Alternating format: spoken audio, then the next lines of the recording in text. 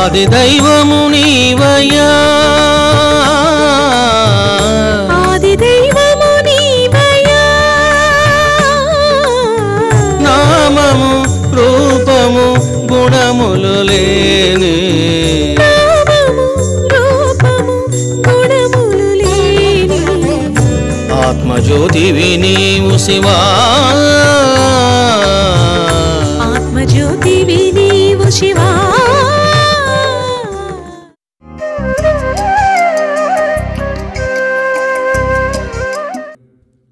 మనకి ఎన్ని ఆశ్రమాలు ఉన్నాయి? 4 ఉన్నాయి. బ్రహ్మచర్యము, గృహస్థాశ్రమము, వానప్రస్థము, సన్యాసము. దీంట్లో మీరు దేని చెందుతారు అన్నాడు పింగళి నాగుడు. అప్పుడు చూడండి దత్తాత్రేయుడు అద్భుతంగా సమాధానం చెప్పాడు. ఈ సమాధానములోనే ఆయన లెవెల్, ఆయన దివ్యత్వం ఇవన్నీ మనకు అర్థమవుతాయి.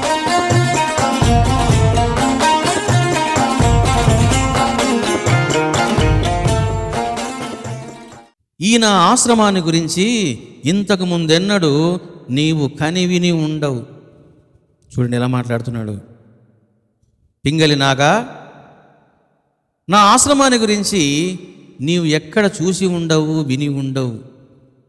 చతుర్విధ ఆశ్రమాల కంటే నా ఆశ్రమము భిన్నమైనది. చూశారా? చతుర్విధ ఆశ్రమాలు మీకు ఇందాక చెప్పాను నేను. బ్రహ్మచారిగా ఉండడము, గృహస్థుడుగా ఉండడము, వానప్రస్థుడిగా ఉండడము, సన్యాసిగా ఉండడం. ఇంతకంటే వేరే మార్గం లేదు. దత్తుడు అంటున్నాడు, చతుర్విధ ఆశ్రమాల కంటే నా ఆశ్రమము భిన్నమైనటువంటిది. ఈ ఆశ్రమములోని వాళ్ళంతా జగత్తును తన ఆత్మగా చూస్తూ ఉంటారు.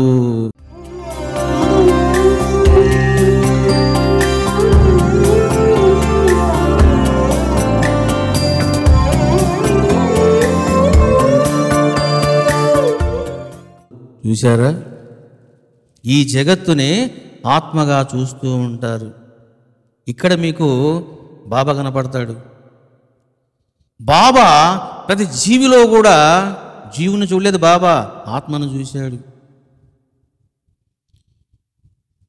కుక్క వచ్చి తనకు పెట్టినటువంటి అన్నం తింటూ ఉంటే నానాసాహెబ్ డేంగ్లే అసహించుకున్నాడు. బాబా ఏం చేశాడు? ఒక తన్నుదన్నాడు ఆ పల్లెన్ని. నీవు ఆ విధంగా అసహించుకుంటావా? అక్కడ తినేది ఏమనుకుంటున్నావు నీవు? సాక్షాత్ పరమాత్మనే తింటూ ఉన్నాడు. నీవు బాహ్యాన్ని చూడమాక ఆ కుక్కలో ఉన్నటువంటి పరమాత్మను చూడు అన్నారు బాబా వారు.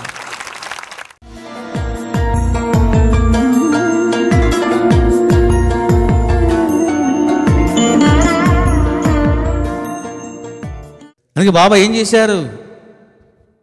కుష్టి వాడిని దగ్గర తీసుకొని అతని యొక్క ఎంగిలి స్వీట్ను బాబా తిన్నాడు. ఏ గురువు తిన్నాడు చెప్పండి? ఎక్కడైనా చరిత్రలో ఉందా? తీయండి చూద్దాం. కుక్క తిన్నటువంటి ఎంగిలి పదార్థాన్ని బాబా తిన్నాడు. ఈ విధంగా ప్రతి జీవిలో బాబా ఏం చేశారంటే, ఇదిగో పరమాత్మను చూడడం జరిగింది, దాన్నే చెబుతూ ఉన్నాడు దత్తుడు కూడా. ఈ ఆశ్రమంలోని వాళ్ళంతా కూడా ఇదిగో ఈ జగత్తుని ఆత్మగా చూస్తాము.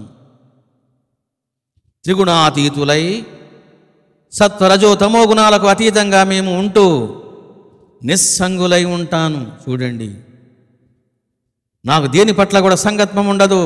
నువ్వు అనుకుంటున్నావేమో నేను కళ్ళు తాగుతున్నాను, మాంసం తింటున్నాను అని. పిచ్చివాడా, తినేది నేను కాదు, నేను సాక్షి స్వరూపుణ్ణి. వాళ్లకు వేద మంత్రాలు తెలియవు. చూడండి, ఈ ఆశ్రమంలోని వాళ్లకు వేద మంత్రాలు తెలియవు, తంత్రము తెలియదు, పరతత్వమున సదా మునిగి ఉంటారు అని చెప్పడం జరిగింది.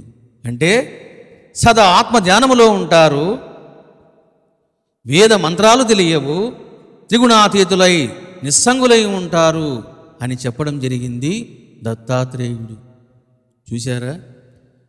ఇక్కడ మీకు ఏం తెలుస్తుంది అని అంటే, ఒక రహస్యం చక్కగా తెలుస్తుంది.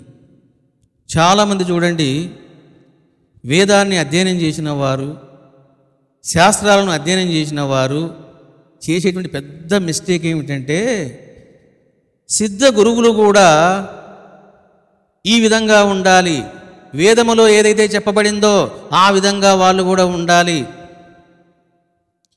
వాళ్ళు చెప్పేటువంటి మాటలు వేద ప్రమాణమై ఉండాలి, చేష్టలు చర్యలు ఇవన్నీ కూడా శాస్త్ర ప్రమాణమై ఉండాలి అనుకుంటూ ఉంటారు. ఇది సరైనటువంటి విధానము కాదు. ఒక పండితుడు బాబా టెంపుల్కు రావడము, అతను ఏమన్నాడు, ఉపవాసము పర్వదినాలలో చెయ్యమని వేదము ఆదేశించింది, వేదము ఏమి చెప్పిందో దాన్ని మనము ఆచరించాలి, వేద ఆదేశాన్ని మనము ధిక్కరించకూడదు, అది మహాపాపము మహాదోషము, సాయిబాబా ఆ విధంగా చెప్పలేదు అని అతను అన్నాడు. ముందు ఈ పండితుడు ఒక విషయం బాగా తెలుసుకోవాలి. ఏమిటి అని అంటే, వేదము, శాస్త్రము, వ్యాసుడు, పురాణాలు, సిద్ధ గురువు. ఫస్ట్ నువ్వు ఎవరి పాదాలు పట్టుకున్నావో తెలుసుకో. నువ్వు ఎవరి పాదాలు పట్టుకున్నావు? వేదం పట్టుకున్నావా? వేదం చెప్పినట్టు నువ్వు వినంతే, నీకు సిద్ధ గురువులతో పని లేదు. నీవు వ్యాసుని పట్టుకున్నావా? వ్యాసుడు చెప్పినట్టు నువ్వు విను, సిద్ధ గురువులతో నీకు పని లేదు. సిద్ధ గురువుని పట్టుకున్నావా? వేదముతో, వ్యాసుడితో కూడా పని లేదు అని నేను చెప్తూ ఉన్నాను. ఇది ముందు లోకం బాగా తెలుసుకోవాలి. వేద ఆదేశం, శాస్త్ర ఆదేశం, సిద్ధ గురు ఆదేశం. దేన్ని ఆచరించాలి? సిద్ధ గురు ఆదేశాన్ని ఆచరించాలి.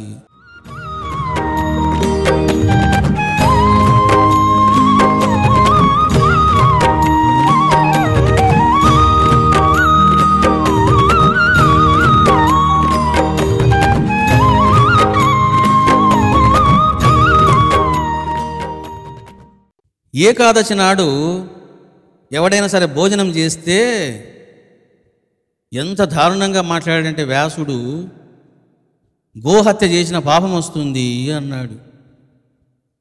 మరి బాబా ఏమన్నాడు? కమ్మగ తినరా అన్నాడు. వేదం ఏమన్నది? నిరంతరము ఇదిగో ఈ మంత్రాలను ఉచ్చరించు అన్నది. మరి బాబా ఏమన్నాడు? అసలు మంత్రమే వద్దు అన్నాడు. చూసారా, ఒక్క దెబ్బ వేసాడు బాబా. మంత్రమే వద్దయ్యా, షట్శాస్త్ర పాండిత్యం తీసి వదలబాడే అన్నాడు. చూసారా, షట్శాస్త్రాలు అంటే ఏమిటివి? పూర్వమీమాంస, ఉత్తరమీమాంస, న్యాయశాస్త్రము, ఇదిగో ఇవన్నీ షట్శాస్త్రాలు. బాబా ఏమన్నాడు? అవన్నీ నీకు అవసరం లేదు, నా సేవ నా ప్రేమ నీకు చాలు. చూసారా, వేదములోన మాంసాహారము నిషేధం. వేదం ఏం చెప్పింది? మాంసమును భుజించకూడదు అని ఆదేశం ఇచ్చింది. మరి బాబా ఏం చేశాడు? తానే స్వయంగా వంట వండి కలిపి ముద్ద చేసి భక్తుల యొక్క నోట్లలో పెట్టాడు. చదువుకోలేదా? తెలుసుకోవయ్యా. ఇక్కడ ఏం చేస్తారంటే, ఇదిగో ఈ విద్వాంసులు, పండితులు, ఈ సాధువులు, సన్యాసులు, పీఠాధిపతులు గందరగోళం చేస్తూ ఉంటారు. ఇవన్నీ కూడా సాంప్రదాయం కాదండి అంటూ ఉంటారు. సాంప్రదాయం ఎవడికి? నీకే, అది సిద్ధుడికి కాదు. ఎందుకు తెలుసునా? సిద్ధుడు సర్వాతీతుడు, సర్వానికి అతీతంగా ఉంటాడు.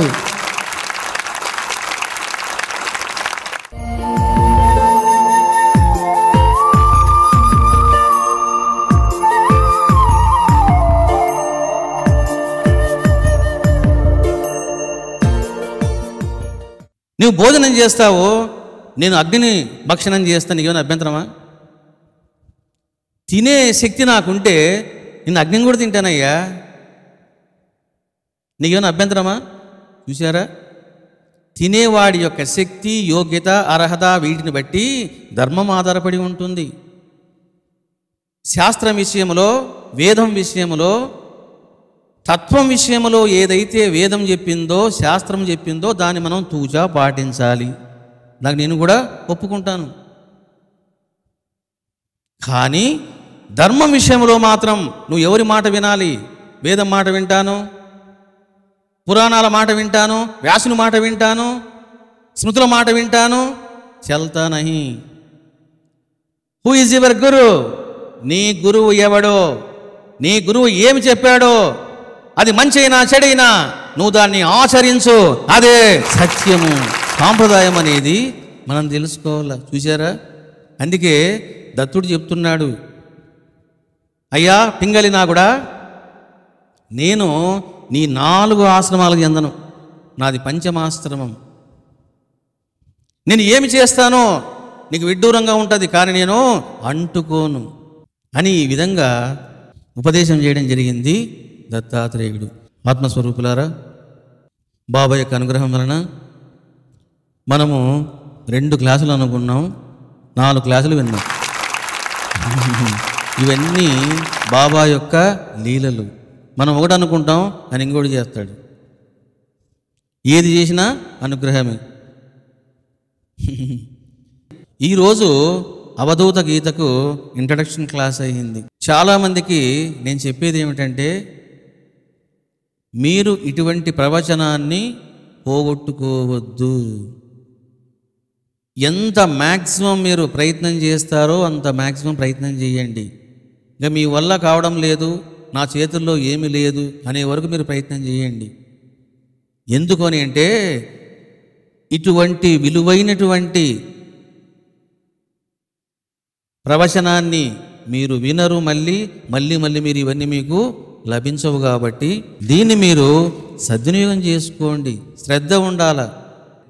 ఎందుకని అంటే, మీరు ఎప్పుడైతే ముఖాముఖిగా వింటారో ఏమవుతుందంటే, నా మాటలు మీ యొక్క చెవుల ద్వారా వెళ్ళి హృదయాన్ని తాకుతాయి. అక్కడ మీ యొక్క యాస్ట్రల్ సిస్టమ్, మీ యొక్క సాధన సంపత్తి, ఇవన్నీ కూడా మీకు డెవలప్మెంట్స్ వస్తాయి. మీకు తెలియకుండా లోపల అవన్నీ జరుగుతూ ఉంటాయి. మీరు టీవీలో చూసి అర్థం చేసుకోవడం వేరు, ముఖాముఖిగా విని అర్థం చేసుకోవడం వేరు. దాని ప్రభావం వేరు, దీని ప్రభావం వేరు. కాబట్టి ఏది కూడా మిస్ చేసుకోవద్దండి. చూసారా, ఈరోజు మార్నింగ్ నుంచి 2 క్లాసులు చెప్పాను, ఇదో క్లాస్ చెప్పాను. మరి ఇవాళ మిస్ అయిన వాళ్ళు మళ్ళీ ఇలాంటి ప్రవచనం ఎప్పుడైనా వింటారా? వాళ్ళు ఇంక వినలేరు. నేను చెప్పను కూడా. నాకు పద్ధతి ఉంది. ఏమిటి అని అంటే, చెప్పింది నేను మళ్ళీ చెప్పను, అది నా సిద్ధాంతం. ఏదైనా మైక్ పట్టుకున్నానంటే the new thing I will tell you. కొత్త విషయాలే చెప్తాను నేను.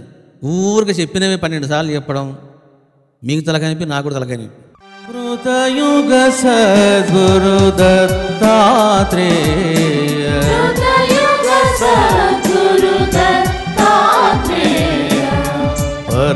పరమానందమయ పరంధామ,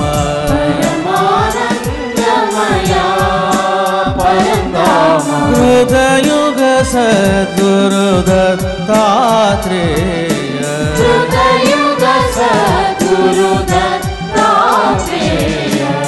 పరమానందమయ పరంధామ,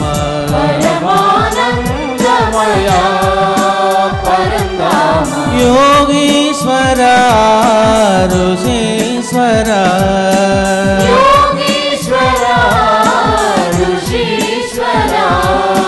దత్త సాయి శివదత్త సాయి, దత్త సాయి శివదత్త సాయి, దత్త సాయి శివదత్త సాయి, దత్త సాయి శివదత్త సాయి. కృతయుగ సద్గురు దత్తాత్రేయ,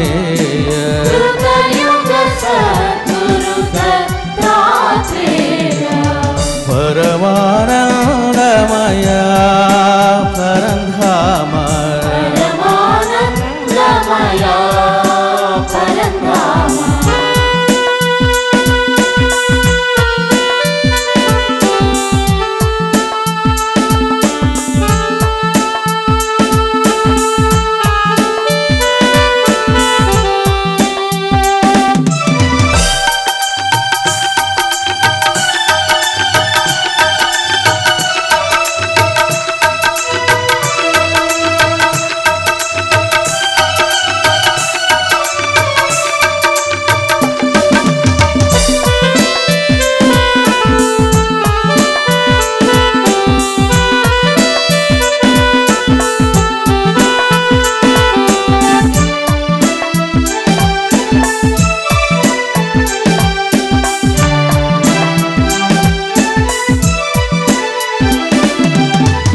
అత్రి అనసూయ జ్ఞాన దంపతులకు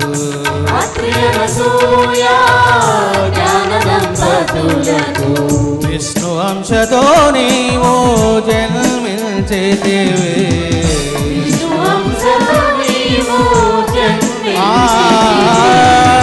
అత్రి అనసూయ జ్ఞాన దంపతులకు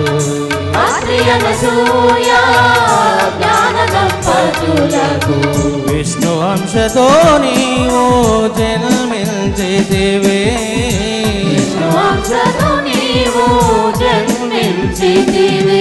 అవధూత గీతను విరచించితివి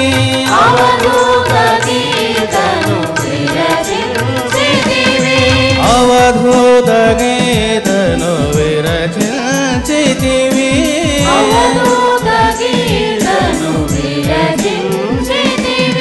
మర్మములెన్నో తత్వమర్మములెన్నో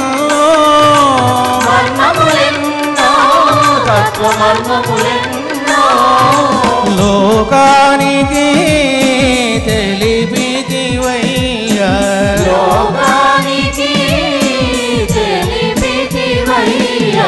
యతీశ్వరా దత్త యతీశ్వరా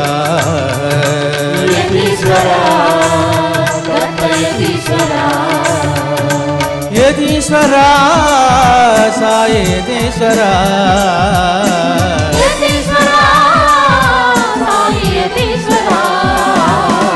హృదయుగ సద్గురు దత్తాత్రేయ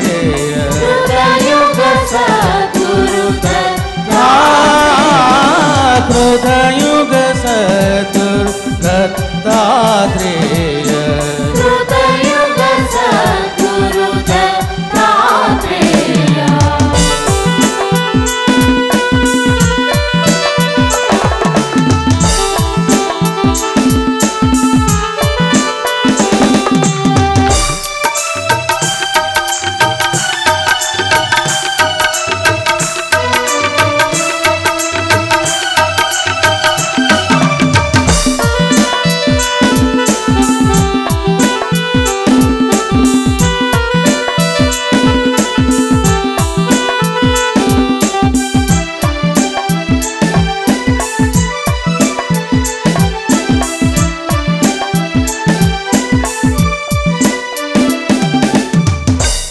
ప్రహ్లాదునికి బ్రహ్మ విద్యను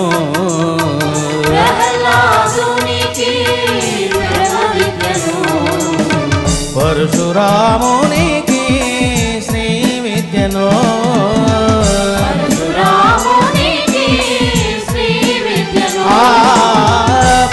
ప్రహ్లాదునికి బ్రహ్మ విద్యను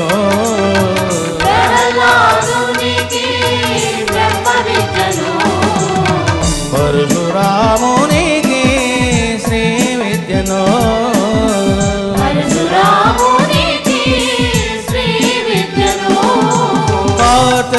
కార్తవీరార్జునికి ఆత్మవిద్యను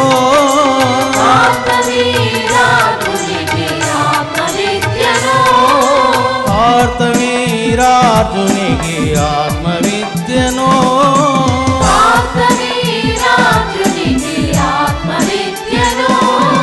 బోధించితివయ్యా ప్రబోధించితివయ్యా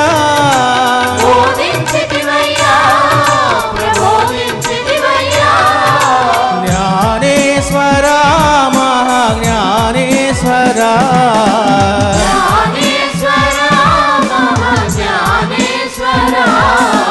మునీశ్వర దత్త మునీశ్వర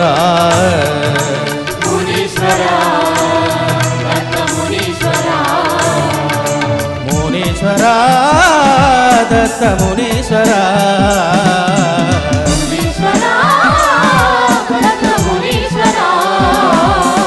హృదయుగ సద్గురు దత్తాత్రేయ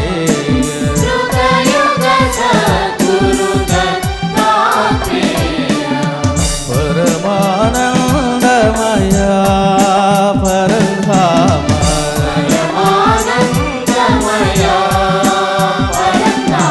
దత్త సత్యసాయి శివసాయి శిరిడి సాయి సత్యసాయి శివసాయి శిరిడి సాయి సత్యసాయి శివసాయి శిరిడి సాయి సత్యసాయి శివసాయి శిరిడి సాయి హర హర హర హర హర హర హర సాయి దత్త హర హర హర హర హర హర సాయి దత్త శివ శివ శివ శివ శివ శివ శివ శిరిడి దత్త శివ శివ శివ శివ శివ శివ శివ శిరిడి దత్త సాయి దత్త శిరిడి సాయి దత్త సాయి దత్త శిరిడి సాయి దత్త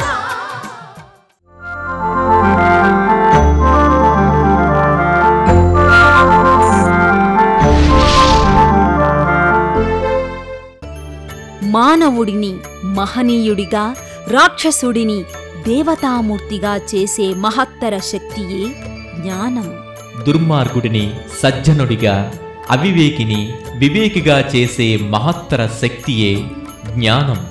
అందుకే శ్రీకృష్ణ పరమాత్మ నహి జ్ఞానేన సదృశం పవిత్రం ఇహ విద్యతే, జ్ఞానానికి సమానమైన పవిత్రమైన వస్తువు ఈ లోకములో ఏదీ లేదు అని యావత్ ప్రపంచానికి ఎలుగెత్తి చాటారు. లోకానికి జ్ఞానాన్ని పుష్కలంగా వితరణ చేసే సేవా కార్యక్రమమే మిలియన్ గ్రంథాల ఉచిత వితరణ. భారతదేశ చరిత్రలోనే కాక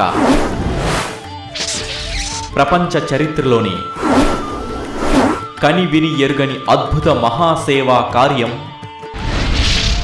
మిలియన్ గ్రంథాల ఉచిత వితరణ. 11 కాండలతో 121 అధ్యాయాలతో 456 పేజీలతో శ్రీ రమణానంద మహర్షి వారు విరచించిన అసామాన్య బృహత్తర గ్రంథం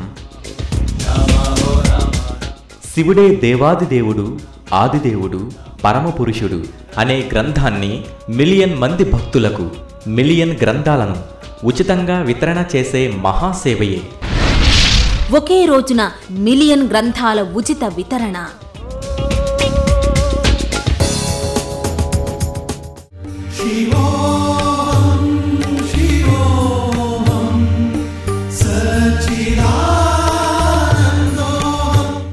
రెండు 2014 జూన్ 29 సుదినాన ఒకే రోజున 456 పేజీల మిలియన్ గ్రంథాల ఉచిత వితరణ మహాసేవలో గ్రంథదాతలుగా పాల్గొనండి. అపార పుణ్యాన్ని, శివానుగ్రహాన్ని పొందండి.